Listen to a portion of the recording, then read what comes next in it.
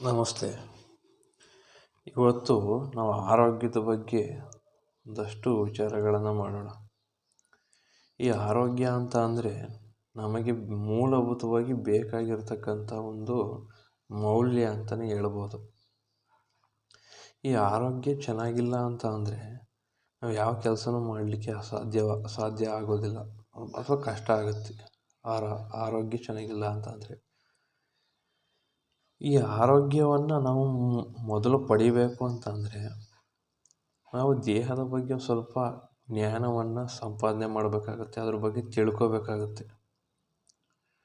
ಈ ದೇಹ, ಮನಸ್ಸು ಮತ್ತು ಈ ಶಕ್ತಿ, ಈ ಮೂರು ಬಗ್ಗೆ ಸ್ವಲ್ಪ ಜ್ಞಾನ ಅನ್ನೋದು ಬೇಕಾಗುತ್ತೆ. ನಮಗೆ ಒಂದು ಸ್ವಲ್ಪ ಮಾಹಿತಿ ಇರಬೇಕಾಗುತ್ತೆ.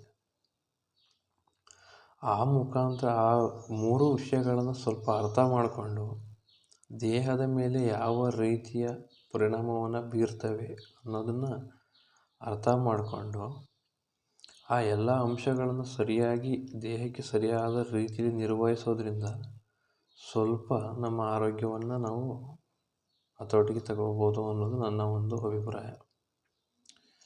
ಮೊದಲಿಗೆ ಈ ಮನಸ್ಸು ಅಂದರೆ ಏನು ಅಂತ ತಿಳ್ಕೊಳ್ಳೋಣ. ಮನಸ್ಸು ಅಂತ ಅಂದರೆ ಅದು ಒಂದು ಆಲೋಚನೆಗಳ ಸರಮಾಲೆ ಅಥವಾ ಒಂದು ಡಿಸಿಷನ್ ಮೇಕಿಂಗ್. ಈಗ ಏನು ಕೆಲಸ ಮಾಡಬೇಕು ಅಂತ ಅಂದ್ಕೊಂಡಿರ್ತೀವಿ ಅದನ್ನು ನಿರ್ಧಾರ ತಗೊಳ್ತಕ್ಕಂತಹ ಒಂದು ಯೋಚನೆ ಬೇಕು, ಒಂದು ಮನಸ್ಸು ಬೇಕು. ಒಂದು ಸಾಧನ ಅದು ಮನಸ್ಸು ಅಂತಕ್ಕಂಥದ್ದು. ಮನಸ್ಸು ಕಣ್ಣಿಗೆ ಕಾಣೋದಿಲ್ಲ, ಅದು ಅಗೋಚರವಾದದ್ದು. ಅದು ನಮ್ಮ ಅನುಭವಕ್ಕೆ ಬರುತ್ತೋ ಹೊರತು ಯಾವುದೇ ರೀತಿಯಲ್ಲಿ ಕೂಡ ಅದು ನಾವು ನೋಡ್ಲಿಕ್ಕೆ ಸಾಧ್ಯ ಇಲ್ಲ. ಅದನ್ನು ನಾವು ಡಿಸಿಷನ್ ತಗೋತೀವಿ, ಅದ್ರ ಮುಖಾಂತರ ನಾವು ಕೆಲಸ ಮಾಡ್ತಾ ಹೋಗ್ತೀವಿ. ಈ ಮನಸ್ಸಿನ ಬಗ್ಗೆನೇ ನಾವು ತುಂಬ ಹೇಳ್ಬೋದು. ಸದ್ಯಕ್ಕೆ ಎಷ್ಟು ತಿಳ್ಕೊಂಡ್ರೆ ಮನಸ್ಸು ಅಂತ ಅಂದರೆ ಏನು, ಈ ಮನಸ್ಸು ಅಂದರೆ ಏನು ತಿಳ್ಕೊಂಡಾಯ್ತು. ಈಗ ದೇಹ ಅಂತ ಅಂದರೆ ಏನು ತಿಳ್ಕೊಳ್ಳೋಣ. ಮನಸ್ಸು ಏನನ್ನು ನಿರ್ಧಾರ ತಗೊಳ್ತೋ ಅದನ್ನು ಮಾಡಲಿಕ್ಕೆ ಒಂದು ಟೂಲ್ ಬೇಕು. ಆ ಟೂಲು ಏನು ಹೇಳ್ತೀವಿ, ಆ ಮನಸ್ಸಿನಲ್ಲಿ ಏನು ಯೋಚನೆಗಳು ಬರ್ತಾವೋ ಅದನ್ನು ಕಾರ್ಯಗತಗೊಳಿಸ್ಲಿಕ್ಕೆ ಒಂದು ಟೂಲ್ ಬೇಕಾಗುತ್ತೆ. ಆ ಟೂಲು ನಮ್ಮ ಶರೀರ, ನಮ್ಮ ಕೈ ಕಾಲು ಅಥವಾ ನಮ್ಮ ಏನು ವ್ಯವಸ್ಥೆ ಇದೆ, ಇದೇ ನಮ್ಮ ಶರೀರ ಅಂತ ಹೇಳ್ಬೋದು. ಈ ಶರೀರ ಪಂಚಮಹಾಭೂತಗಳಿಂದ ಆಗಿದೆ. ಆಕಾಶ, ಭೂಮಿ, ಗಾಳಿ, ನೀರು ಇವುಗಳಿಂದ ಆಗಿರ್ತಕ್ಕಂತಹ ಒಂದು ವಸ್ತು ಅಂತ ಹೇಳ್ಬೋದು. ಈಗ ಈ ಶರೀರ ಮತ್ತು ಮನಸ್ಸು ಯಾವ ರೀತಿ ಡಿಸಿಷನ್ ತಗೊಳ್ಳುತ್ತೆ, ಈ ಮನಸ್ಸು ಅಥವಾ ಬುದ್ಧಿ, ಇದರಲ್ಲಿ 4 ಥರದ ಇದ್ದಾವೆ. ಚಿತ್ತ, ಅಹಂಕಾರ, ಮನಸ್ಸು, ಬುದ್ಧಿ ಅಂತ. ಒಟ್ಟಾರೆ ಇದನ್ನು ಅಂತಃಕರಣ ಅಂತ ನಾವು ಹೇಳ್ತೀವಿ. ಈ ಅಂತಃಕರಣದಲ್ಲಿ ಏನು ನಾವು ಡಿಸಿಷನ್ ಆಗುತ್ತೆ, ಅಲ್ಲಿ ನಾವು ಯಾವ ರೀತಿ ಯೋಚನಾ ಪ್ರಕ್ರಿಯೆ ಮುಖಾಂತರ ನಾವು ಒಂದು ಕೆಲಸವನ್ನು ಮಾಡಲಿಕ್ಕೆ ನಾವು ದೇಹವನ್ನು ಬಳಸ್ತೀವಿ. ಈ ದೇಹ ಮತ್ತು ಮನಸ್ಸು ಅಥವಾ ಅಂತಃಕರಣ ಅಂತ ಅಂದ್ಕೊಳ್ಳೋಣ.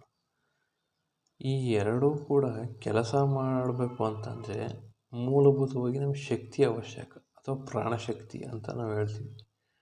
ಪ್ರಾಣಶಕ್ತಿ ಅಂತಕ್ಕಂಥದ್ದು ನಮಗೆ ಅತ್ಯಗತವಾಗಿ ಬೇಕಾದಂಥದ್ದು.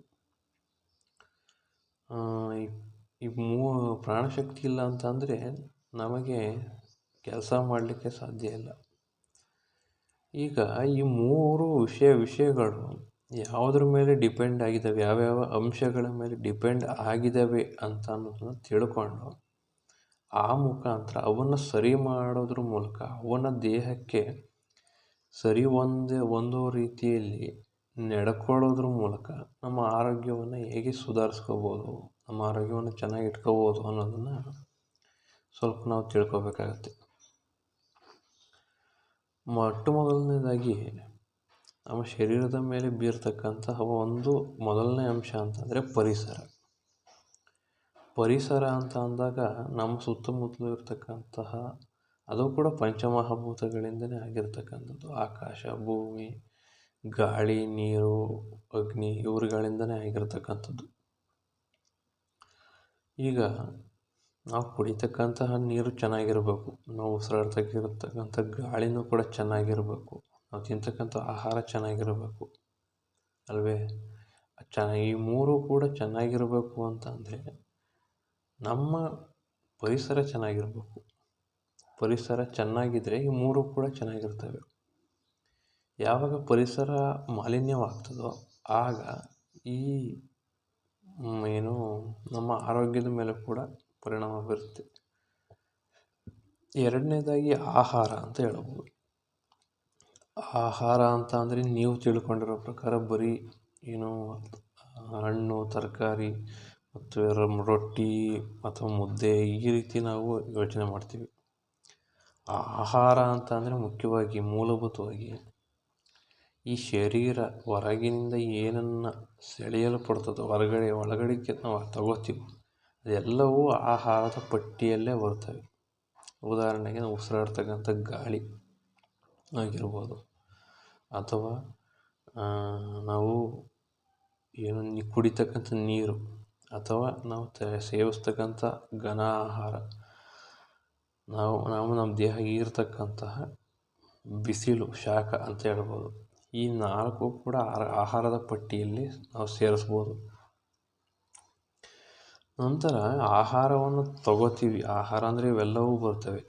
ಆಹಾರ ಅಂತ ಅಂದಾಗ ಆಹಾರ ಇದ್ದಾಗ ಅಲ್ಲಿ ಶರೀರ ಏನು ಮಾಡುತ್ತೆ, ಅದು ಪ್ರೊಸೆಸ್ ಮಾಡಿ ಜೀರ್ಣ ಮಾಡಿ ಅದರಲ್ಲಿ ಎರಡು ಭಾಗ ಮಾಡುತ್ತೆ. ಒಂದು ಸಾರ ಭಾಗ, ಇನ್ನೊಂದು ಕಿಟ್ಟ ಭಾಗ ಅಂತ. ಸಾರ ಅನ್ನೋವನ್ನು ನಮ್ಮ ದೇಹವನ್ನಾಗಿ ಪರಿವರ್ತನೆ ಮಾಡುತ್ತೆ. ರಕ್ತವಾಗುತ್ತೆ, ಮಾಂಸ ಆಗುತ್ತೆ, ಮಿತ ಅಸ್ಥಿ ಎಲ್ಲ ಮೂಳೆ ಎಲ್ಲ ಆಗುತ್ತೆ. ಕಿಟ್ಟ ಭಾಗ ಅಂತಂದರೆ ಕಲ್ಮಶಗಳು, ನಮ್ಮ ಶರೀರದಲ್ಲಿ ಉಂಟಾಗತಕ್ಕಂಥ ಕಲ್ಮಶ, ಮಲಮೂತ್ರಗಳು, ವಿಸರ್ಜನೆ ಅಂತ ಹೇಳ್ತೀವಿ. ಈ ಏನು ಅಂಶಗಳಿರ್ತವೆ, ಬೇಡದೇ ಇರ್ತವೆ ಅಂಶಗಳು ನಮ್ಮ ಶರೀರ ಹೊರಗಡೆಗೆ ಹಾಕಲಿಕ್ಕೆ ಪ್ರಯತ್ನ ಪಡುತ್ತೆ. ಸೊ ಆ ಹೊರಗಡೆಗೆ ಹಾಕಲಿಕ್ಕೆ ನಮ್ಮ ದೇಹ ಏನನ್ನು ಪ್ರಯತ್ನ ಪಡುತ್ತೋ ಅದನ್ನು ನಾವು ತಡಿಬಾರ್ದು, ಅದು ಸರಾಗವಾಗಿ ಆಗಬೇಕು.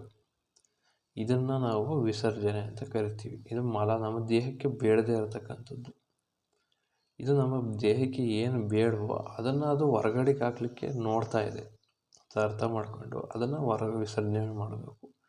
ಈಗ ಉದಾಹರಣೆಗೆ ಮಲ ಅಥವಾ ಮೂತ್ರ ಆಗಿರ್ಬೋದು, ಅಥವಾ ಬೆವರು ಕೂಡ ಒಂದು ಏನು ವಿಸರ್ಜನೆ ಬೇಡದೇ ಇರತಕ್ಕಂಥ ಒಂದು ವಸ್ತುವಾಗಿದೆ. ಈಗ ನಾವು ಈ ಮಲಮೂತ್ರಗಳನ್ನು ನಿಯಂತ್ರಣ ಮಾಡಿದರೆ ಏನೇನೆಲ್ಲ ಸಮಸ್ಯೆಗಳಾಗ್ತವೆ. ಮಲಮೂತ್ರಗಳನ್ನು ತಡೆದ್ರೆ ನಮಗೆ ಅನೇಕ ರೋಗಗಳು ಬರ್ತವೆ. ಮಲಬದ್ಧತೆ ಆಗ್ಬೋದು, ಇವತ್ತು ಯೂರಿನ್ ಜಾಸ್ತಿ ತಡ್ಕೊಂಡ್ರೆ, ಜಾಸ್ತಿ ದೀರ್ಘಕಾಲ ತಡೆಗೊಳಿಸ್ತಾ ಇದ್ದರೆ ಯೂರಿನರಿ ಇನ್ಫೆಕ್ಷನ್ ಆಗ್ಬೋದು, ಅಥವಾ ಕಿಡ್ನಿ ಸಮಸ್ಯೆಗಳು ಬರ್ಬೋದು, ಅಥವಾ ಶೀನು ಬಂದು ತಡ್ಕೋಬಾರ್ದು. ಕೆಮ್ಮು, ಅದು ನೈಸರ್ಗಿಕ ಆವೇಗಗಳು ಅಂತ ಏನು ಹೇಳ್ತೀವಿ, ಬಿಕ್ಕಳಿಕೆ, ಯಾವುದೇ ಹಸಿವು ಯಾವುದನ್ನು ಕೂಡ ನಾವು ಹೆಚ್ಚು ಕಾಲ ತಡ್ಕೋಬಾರ್ದು. ಅವನ್ನು ದೇಹ ಏನನ್ನು ಹೊರಗಡೆಗೆ ಹಾಕಲಿಕ್ಕೆ ಪ್ರಯತ್ನ ಪಡುತ್ತೋ ಅದು ಹೊರಗಡೆಗೆ ಹೋಗಲೇಬೇಕು. ಅದು ಪ್ರಕೃತಿಯ ಸಹಜ ಗುಣ. ಸೊ ಇದು ವಿಸರ್ಜನೆ ಆಯಿತು. ಮೂರನೇ ವಿಚಾರ ಆಯಿತು. ಇನ್ನು ನಾಲ್ಕನೇ ವಿಚಾರ ಅಂತ ಬಂದಾಗ ವ್ಯಾಯಾಮ ಇಲ್ಲಿ ಮುಖ್ಯವಾಗುತ್ತೆ. ವ್ಯಾಯಾಮ ಅನ್ನೋದು ಇಲ್ಲಿ ಮುಖ್ಯವಾದ ಅಂಶ. ವ್ಯಾಯಾಮ ಅಂತ ಬಂದಾಗ ಇದು ಮುಖ್ಯವಾಗಿ ಏನನ್ನು ಮಾಡುತ್ತೆ ಅಂದರೆ, ನಾವು ಏನು ತಿಂದಿರ್ತೀವೋ ಅದರ ಸಾರ ಭಾಗ ನಮ್ಮ ದೇಹಕ್ಕೆ ಸಿಗೋ ಥರ ಮಾಡುತ್ತೆ. ನಮ್ಮ ದೇಹಕ್ಕೆ ಏನು ಅಂಶಗಳು ಬೇಕಿರುತ್ತೋ ಎಲ್ಲವನ್ನು ಕೂಡ ಈ ಎಲ್ಲ ಭಾಗಕ್ಕೂ ತಲುಪಿಸುವಂಥ ರಕ್ತದ ಮೂಲಕ ಎಲ್ಲ ಭಾಗಕ್ಕೂ ತಲುಪಿಸ್ತಕ್ಕಂಥ ಕೆಲಸವನ್ನು ಮಾಡುತ್ತೆ ವ್ಯಾಯಾಮ ಅನ್ನೋದು. ವ್ಯಾಯಾಮ ಅಂತಂದರೆ ಎಲ್ಲ ಎಕ್ಸಸೈಸ್ಗಳಿದ್ದಾವೆ, ಯೋಗಾಸನಗಳಿದ್ದಾವೆ, ಅಥವಾ ಪ್ರಾಣಾಯಾಮ ಆಗಿರ್ಬೋದು, ಇಂಥವು ಸುಮಾರಿದ್ದಾವೆ. ಇಂಥವನ್ನ ಮಾಡೋದ್ರ ಮೂಲಕ ಆ ರಕ್ತ ಸಂಚಾರನೂ ಸುಗಮವಾಗಿ ಆಗೋದ್ರ ಮೂಲಕ ದೇಹದ ಪ್ರತಿಯೊಂದು ಕಣಕ್ಕೂ ಕೂಡ ಸೂಕ್ತ ಪೋಷಕಾಂಶ ತಲುಪೋ ಥರ ಮಾಡುತ್ತೆ. ಇನ್ನು ಐದನೇ ವಿಚಾರ ಏನು, ನಾಲ್ಕನೇ ವಿಚಾರ ಏನು ಅಂತಂದರೆ, ಇಲ್ಲಿ ಎಲ್ಲ ಪೋಷಕಾಂಶಗಳು ಜೀವಕೋಶಕ್ಕೆ ತಲುಪಿದ ನಂತರ ಇವು ಪೋಲಾಗಬಾರ್ದು. ಇದು ಸರಿಯಾದ ರೀತಿಯಲ್ಲಿ ಬಳಕೆ ಆಗಬೇಕು ಅಂತಂದರೆ ಮನಸ್ಸನ್ನು ಅಂದರೆ ಮನಸ್ಸನ್ನು ಪ್ರಶಾಂತವಾಗಿ ಇಟ್ಕೋಬೇಕು. ಪ್ರಶಾಂತವಾಗಿ ಇಟ್ಕೊಂಡು ನಿರಾಳತೆಯ ಮೂಲಕ ಈ ಪರಿಸರ, ಈ ಒಂದು ಮನಸ್ಸೇನಿದೆ ಇದನ್ನು ನಾವು ನಿರಾಳವಾಗಿ ಇಟ್ಕೋಬೇಕಾಗುತ್ತೆ. ತುಂಬ ಒತ್ತಡಯುಕ್ತವಾದ ಜೀವನವನ್ನು ನಡೆಸ್ತಾ ಇದ್ದರೆ ಅಥವಾ ತುಂಬ ಮಾನಸಿಕ ಕ್ಷೋಭೆಗೆ ಒಳಗಾಗ್ತಿದ್ರೆ ಆಗ ಆಹಾರಾಂಶಗಳು ಪೋಲಾಗ್ತವೆ. ಎಂತಹ ನಾವು ಪೋಷಕಾಂಶ ಇರತಕ್ಕಂಥ ಆಹಾರವನ್ನು ಸೇವಿಸಿದ್ರೂ ಕೂಡ ಅದರ ಅಂಶಗಳು ಎಲ್ಲ ಭಾಗಕ್ಕೂ ತಲುಪಿದರೂ ಕೂಡ ಅಲ್ಲಿರ್ತಕ್ಕಂಥ ಪೋಷಕಾಂಶಗಳು ಪೋಲಾಗ್ತವೆ. ಪೋಲಾದಾಗ ನಮಗೆ ಸಿಗಬೇಕಾಗಿರ್ತಕ್ಕಂಥ ನ್ಯೂಟ್ರಿಷನ್ ಡೆಫಿಷಿಯನ್ಸಿ ಅಂತ ಕಾಡ್ತವೆ. ಸೊ ಹಾಗಾಗಿ ಮನಸ್ಸನ್ನು ಪ್ರಶಾಂತವಾಗಿ ಇಟ್ಕೊಳ್ಳೋದು ಅತ್ಯಂತ ಅವಶ್ಯಕವಾಗಿ ಬೇಕೇ ಬೇಕು. ಮತ್ತು ನಿದ್ದೆ ಅಂತಕ್ಕಂಥದ್ದು ತುಂಬ ಮುಖ್ಯ. ನಿದ್ದೆ ಯಾವ ರೀತಿ ಮಾಡಬೇಕು ಇವೆಲ್ಲ ಕೂಡ ಇದ್ದಾವೆ. ನಿದ್ದೆ ಮುಖ್ಯವಾಗಿ ಮನಸ್ಸಿನ ಮೇಲೆ ಡಿಪೆಂಡ್ ಆಗಿರುತ್ತೆ. ಮನಸ್ಸು ಯಾವತ್ತು ಕ್ಷೋಭೆಗೊಳಗಾಗುತ್ತೋ ಆಗ ನಿದ್ದೆ ಬರದೇ ಇರೋವಂಥದ್ದು, ನಿದ್ರಾಹೀನತೆ ಕಾಡ್ತಕ್ಕಂಥದ್ದು, ಈ ಥರ ಅನೇಕ ವಿಷಯಗಳು ಸಂಭವಿಸ್ತವೆ. ನಿದ್ದೆಗೂ ಮನಸ್ಸಿಗೂ ನೇರ ಸಂಬಂಧ ಇದೆ. ಯಾವತ್ತು ಮನಸ್ಸು ಸಮಾಧಾನವಾಗಿರುತ್ತೋ ಆಗ ನಿದ್ದೆ ಚೆನ್ನಾಗಿ ಬರುತ್ತೆ. ನಿದ್ದೆ ಯಾವಾಗ ಚೆನ್ನಾಗಿರುತ್ತೋ ಆಗ ಮನಸ್ಸು ಕೂಡ ಪ್ರಶಾಂತವಾಗಿ ಅಂದರೆ ಚುರುಕಾಗಿ ಕೆಲಸ ಮಾಡುತ್ತೆ. ನಿದ್ದೆ ಆಯಿತು, ಆಮೇಲೆ ನಂತರ ನಾವು ಯಾವ ರೀತಿ ಶುಚಿಯಾಗಿ ಇಟ್ಕೋತೀವಿ ನಮ್ಮ ವಾತಾವರಣ ಅಥವಾ ನಮ್ಮ ದೇಹವನ್ನು ಯಾವ ರೀತಿ ಶುಚಿಯಾಗಿ ಇಟ್ಕೋತೀವಿ ಅನ್ನೋದು ಕೂಡ ಇಲ್ಲಿ ಆರೋಗ್ಯದ ದೃಷ್ಟಿಯಲ್ಲಿ ಮುಖ್ಯವಾಗುತ್ತೆ. ಈ ಸ್ನಾನ ಮಾಡ್ತಕ್ಕಂಥದ್ದು ಅಥವಾ ಎಣ್ಣೆ ಸ್ನಾನ ಮಾಡೋದು ಅಥವಾ ಮಣ್ಣಿನ ಸ್ನಾನ ಅಂತ ಮಾಡ್ತಾರೆ, ಅದನ್ನೆಲ್ಲ ಮಾಡ್ತಕ್ಕಂಥದ್ದು ಆಗುತ್ತೆ. ಅದು ಸ್ನಾನವನ್ನು ಒಂದಾಯಿತು. ಆಮೇಲೆ ಹಾಕ್ತಕ್ಕಂಥ ಬಟ್ಟೆಗಳು ಕೂಡ ನಮ್ಮ ದೇಹದ ಮೇಲೆ ಪರಿಣಾಮವನ್ನು ಬೀರ್ತವೆ, ಆರೋಗ್ಯದ ಮೇಲೆ. ಅತಿ ಬಿಗಿಯಾದ ಬಟ್ಟೆಗಳನ್ನು ಧರಿಸ್ತಕ್ಕಂಥದ್ದು, ರಾಸಾಯನಿಕ ಲೇಪನಗಳನ್ನು ಮಾಡಿರತಕ್ಕಂತಹ ಬಟ್ಟೆಗಳನ್ನು ಧರಿಸ್ತಕ್ಕಂಥದ್ದು, ಇವೆಲ್ಲ ಕೂಡ ನಮ್ಮ ದೇಹಕ್ಕೆ ರಕ್ತ ಸಂಚಾರಕ್ಕೆ ಹಾಗೂ ನಮ್ಮ ಚರ್ಮಕ್ಕೆ ತೊಂದರೆ ಮಾಡ್ತಕ್ಕಂಥ ಅಂಶಗಳು ಇವು. ಹಾಗಾಗಿ ಆದಷ್ಟು ಸಡಿಲವಾದ ಬಟ್ಟೆಗಳನ್ನು ಮತ್ತು ರಾಸಾಯನಿಕ ಮುಕ್ತವಾದ ಬಟ್ಟೆಗಳನ್ನು ಧರಿಸಲಿಕ್ಕೆ ಪ್ರಯತ್ನ ಪಡಬೇಕು. ಆಮೇಲೆ ಈ ಬಟ್ಟೆ ಹಾಕೋದ್ರ ಬಗ್ಗೆನೇ ತುಂಬ ವಿಷಯಗಳಿದ್ದಾವೆ. ಅದು ಈಗ ಸದ್ಯಕ್ಕೆ ಆಮೇಲೆ ಡಿಸ್ಕಷನ್ ಮಾಡೋಣ. ಈಗ ನಂತರ ನಮ್ಮದು ಈಗ ಉದಾಹರಣೆಗೆ ಯಾವ ರೀತಿ ಮೆಡಿಸಿನ್ ತಗೋತೀವಿ ಅನ್ನೋದು ಕೂಡ ಇಲ್ಲಿ ಮುಖ್ಯವಾಗುತ್ತೆ. ಈಗ ಕೆಲವು ಔಷಧಿ ಕೊಡ್ತಾರೆ ಅಥವಾ ಟ್ರೀಟ್ಮೆಂಟ್ ತಗೋತಾರೆ. ಅದರಲ್ಲಿ ತನ್ನದೇ ಆದ ಸೈಡ್ ಎಫೆಕ್ಟ್ಸ್ಗಳಿರ್ತವೆ. ಈಗ ಉದಾಹರಣೆಗೆ ಕೆಲವೊಂದು ಮಾತ್ರೆಗಳನ್ನು ಅತಿಯಾಗಿ ನುಂಗಿದಾಗ ಅದು ದೇಹದ ಮೇಲೆ ಒಂದು ವ್ಯತಿರಿಕ್ತ ಪರಿಣಾಮವನ್ನು ಬೀರಲಿಕ್ಕೆ ಅದು ಕಾರಣವಾಗುತ್ತೆ. ಹಾಗಾಗಿ ಚಿಕಿತ್ಸೆ ಅನ್ನುವಂಥದ್ದು ತುಂಬ ಅತ್ಯಗತ್ಯವಾಗಿ ಅದರ ಅಡ್ವಾಂಟೇಜಸ್ಗಳನ್ನ ತಿಳ್ಕೊಂಡು ನಾವು ಮಾಡಿಸ್ಕೋಬೇಕಾಗತ್ತೆ. ಮಾತ್ರೆಗಳನ್ನು ಕೂಡ ಎಕ್ಸ್ಪೈರ್ಡ್ ಆಗಿರ್ತಕ್ಕಂಥ ಮಾತ್ರೆಗಳನ್ನು ತಗೊಳ್ಳದೇ ಇರತಕ್ಕಂಥದ್ದು, ಈ ರೀತಿ ನಾವು ಜಾಗೃತೆಯನ್ನು ವಹಿಸಬೇಕಾಗತ್ತೆ. ಆಮೇಲೆ ಅಪಘಾತಗಳು ಸಾಕಷ್ಟು ಸಂಭವಿಸ್ತವೆ.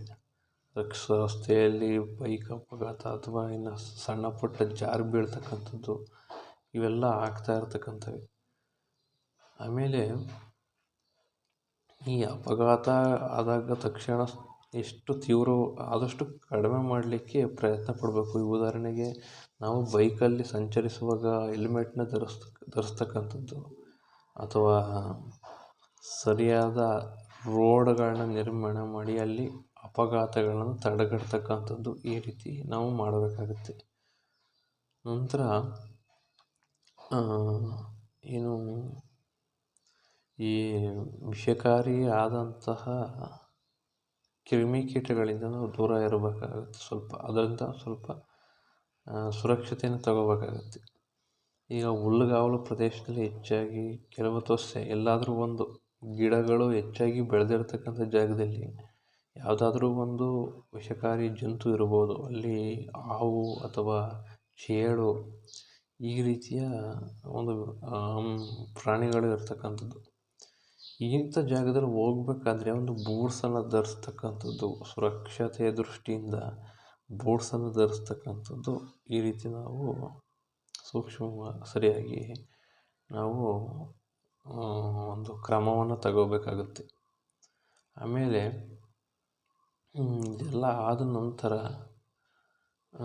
ಏನು ಸರಿಯಾದ ರೀತಿಯಲ್ಲಿ ನಾವು ಜೀವನವನ್ನು ನಡೆಸಬೇಕಾಗುತ್ತೆ. ಸಹಜವಾಗಿ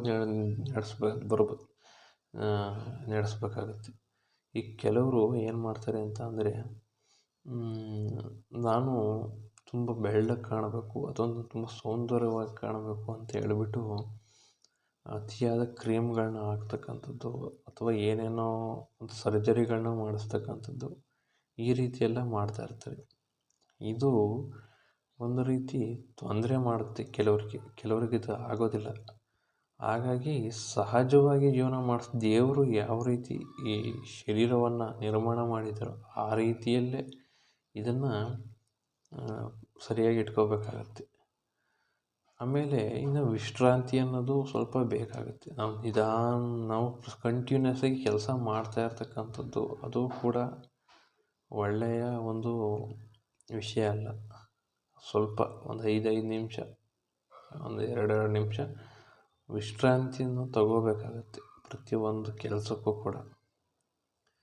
ಸೊ ಹೀಗಾಗಿ ಈ ಎಲ್ಲ ಅಂಶಗಳನ್ನು ಕೂಡ ಸರಿಯಾಗಿ ನಿರ್ವಹಣೆ ಮಾಡೋದ್ರ ಮೂಲಕ ನಮ್ಮ ದೇಹವನ್ನು ಚೆನ್ನಾಗಿ ಇಟ್ಕೋಬೋದು ಅಂದರೆ ಆದಷ್ಟು ನಮ್ಮ ದೇಹವನ್ನು ಆರೋಗ್ಯಯುತವಾಗಿ ಇಟ್ಕೋಬಹುದು ಅನ್ನೋದು ನನ್ನ ಒಂದು ಅಭಿಪ್ರಾಯ. ಈ ಎಲ್ಲ ಅಂಶಗಳ ಬಗ್ಗೆಯೂ ಕೂಡ ಈ ಎಲ್ಲ ಒಂದು ಫ್ಯಾಕ್ಟರ್ಸ್ಗಳೇನಿದ್ದಾವೆ, ಈ ಫ್ಯಾಕ್ಟರ್ಸ್ಗಳ ಬಗ್ಗೆ ಇನ್ನೂ ಸ್ವಲ್ಪ ಡೀಪಾಗಿ ತಿಳ್ಕೊಳ್ಳೋವಂಥ ಪ್ರಯತ್ನವನ್ನು ಮುಂದಿನ ಸಂಚಿಕೆಯಲ್ಲಿ ಮಾಡೋಣ ಅಂತಕ್ಕಂಥ ಮಾತನ್ನು ಹೇಳ್ತಾ ಈ ವಿಡಿಯೋನ ಮುಗಿಸ್ತಾ ಇದ್ದೀನಿ. ಜೈ ಹಿಂದ್.